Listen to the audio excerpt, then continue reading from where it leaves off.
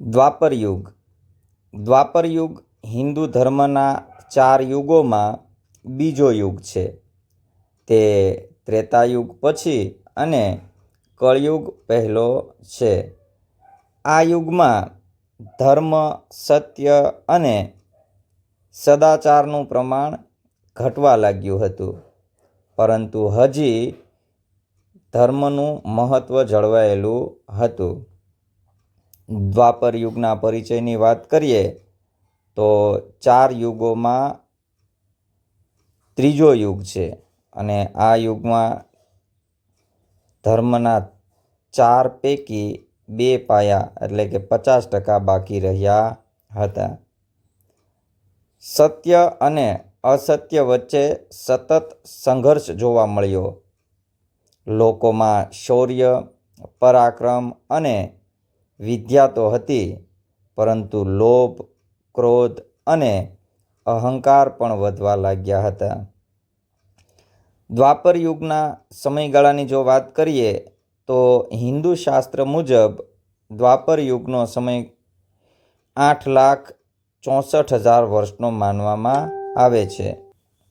મુખ્ય લક્ષણોની વાત કરીએ તો ધર્મનું અડધું પાલન થતું હતું. રાજાઓમાં યુદ્ધ અને સત્તા માટેની સ્પર્ધા વધી.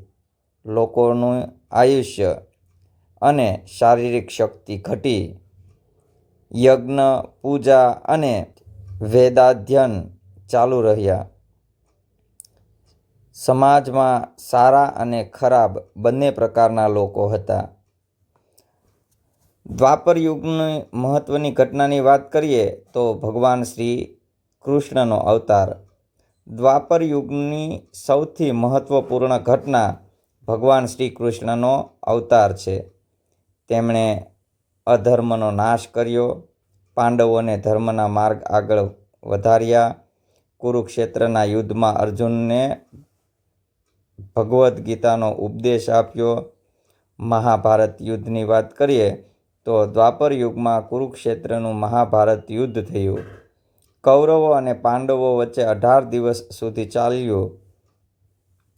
ધર્મનો વિજય અને અધર્મનો પરાજય થયો.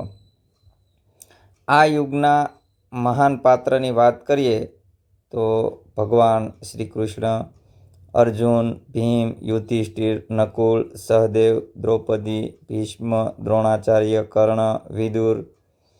અને દ્વાપર યુગના અંતની વાત કરીએ તો ભગવાન શ્રી કૃષ્ણના પૃથ્વી પરથી વિદાય લીધા પછી દ્વાપર યુગ પૂર્ણ થયો.